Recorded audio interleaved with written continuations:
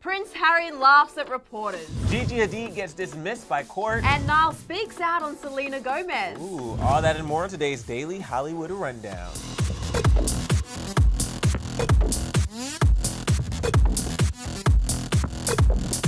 Hello, everyone. Welcome back to another episode of the Daily Hollywood Rundown. I'm Emil Ennis Jr. I'm Susan Morad. Thank you so much for joining us today. If it's your first time, or if it's not your first time but you haven't hit the subscribe button before, why would they not hit the subscribe button? You know, I think there could be many reasons why you wouldn't hit it, but I can give you 2 million reasons why you should. Yes. Don't have time to give it right now, but just click that button and click the bell. And of course, leave a comment in the comment section below. And specifically, if you leave a comment today, you have an even greater chance of being featured on You're So Clever tomorrow. Because when we're producing them, we need to find comments. Just go to tomorrow. I've So. seen some really good ones from Monday and Tuesday already. Okay. Though. So yeah, we're definitely watching. But you know what? We have so much news to get into, Emil.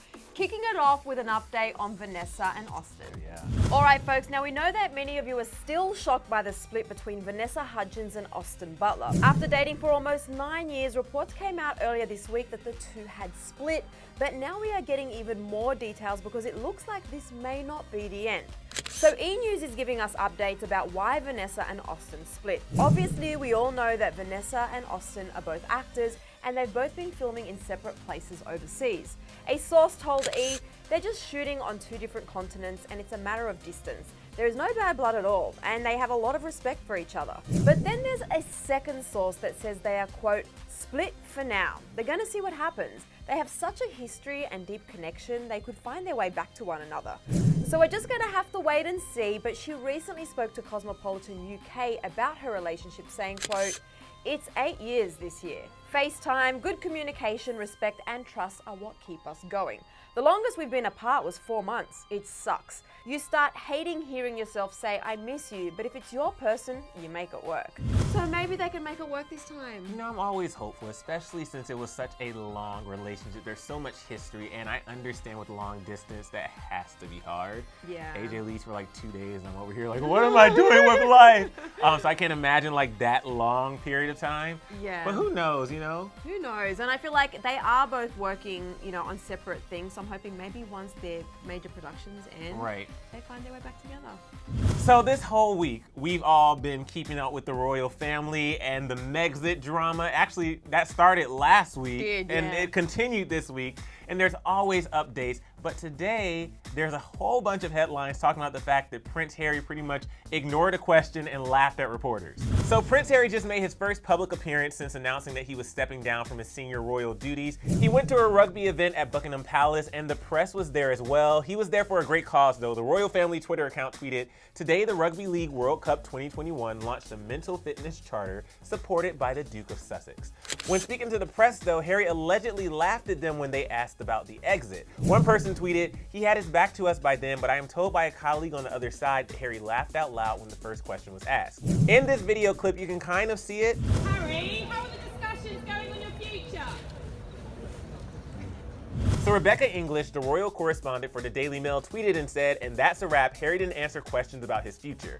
Another reporter tweeted, Prince Harry ignored questions from the media in BP Garden about how discussions are progressing on his and Meghan's future. He had his back to the media, but apparently laughed when the first question was asked. He still got his sense of humor. But some people are not surprised he laughed, like this person who replied, you think yelling out at Prince Harry like a banshee makes you look good? Did you download your degree assuming you have one offline?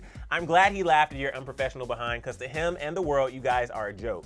We know how Prince Harry and Meghan feel about the press and the media, so I can't imagine that he would have answered any questions about that, but it is funny to see that he did have like even though it's very hard to see because his back was to us, a reaction to that. Yeah, and I think it's kind of cool that he has got a light-hearted approach and he didn't kind of get really dramatic and storm out, because that has happened in the past when people are asked things, you know, they don't want to be asked. So I guess we're just gonna have to wait and see as the next weeks unfold. Yeah.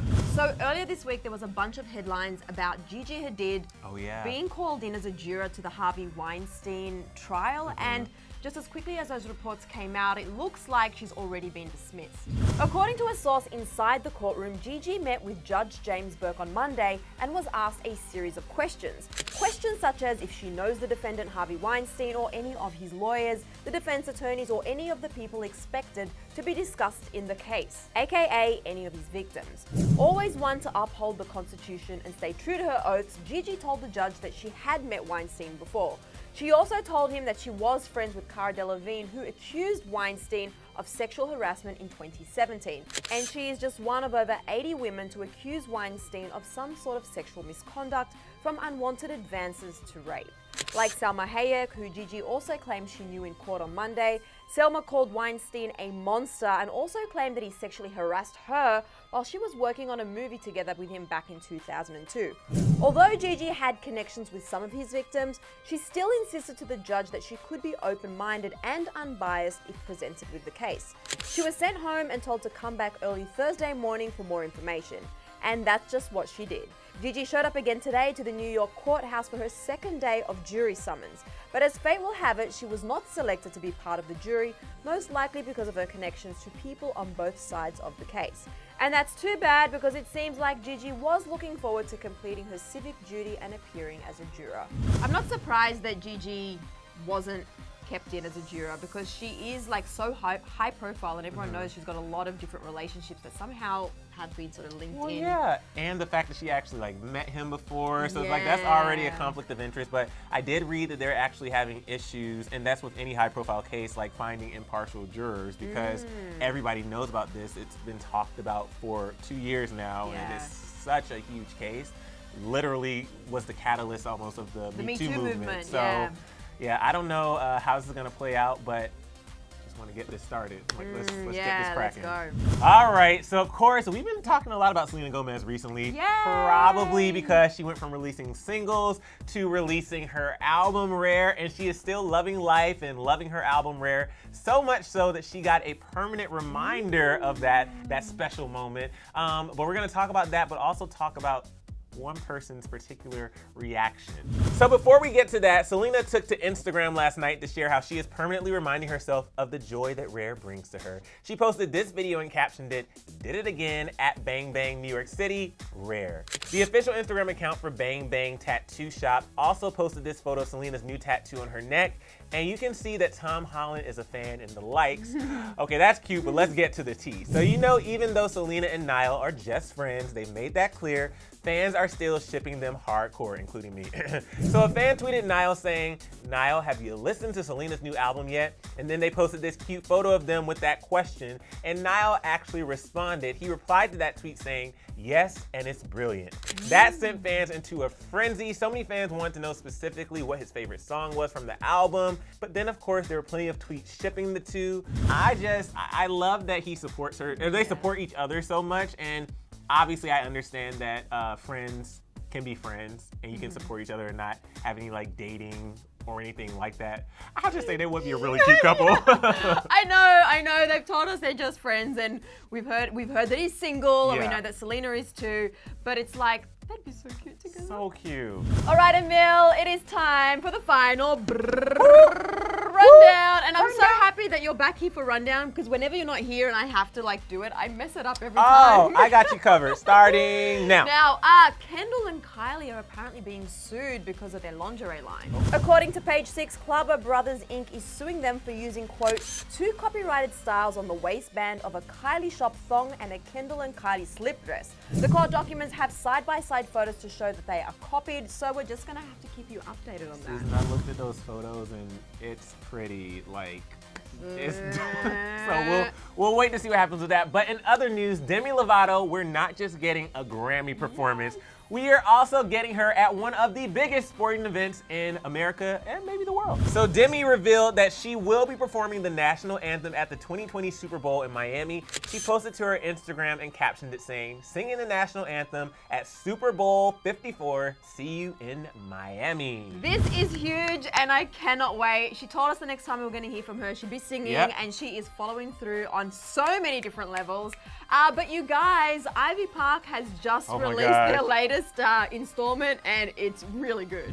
So many celebs are getting Ivy Park closets from Beyonce, like Cardi B, Yara Shahidi, and so many more. But Reese Witherspoon has the internet smiling with her reaction. She posted an adorable video with her mom where she receives a package and then proceeds to try on different Ivy Park outfits, and it was so cute. And I love seeing Reese on TikTok as well. know! She's like becoming the TikTok queen, the Listen, unofficial TikTok queen. I am here for it. Love Yeah. you, Reese. That video was so cute. Bend and snap. All right, you guys. Well, that is it for today's episode of the Daily Hollywood Rundown. We'll be back here tomorrow. And like we said, we'll be doing You're So Clever, so make sure you leave us a comment.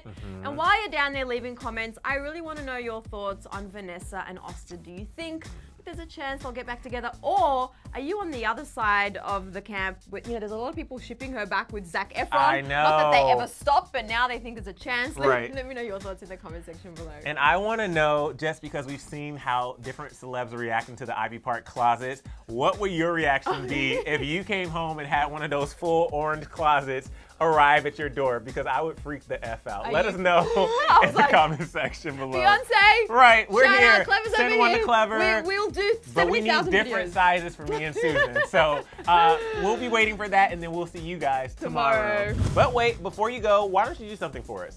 Click right over there to watch yesterday's DHR. It was so good. It was so good, and we can't promise that we'll be able to give you like an Ivy Park closet, but we can give you a subscription to Clever News. All you need to do is hit that subscribe button right there. Get all the tea.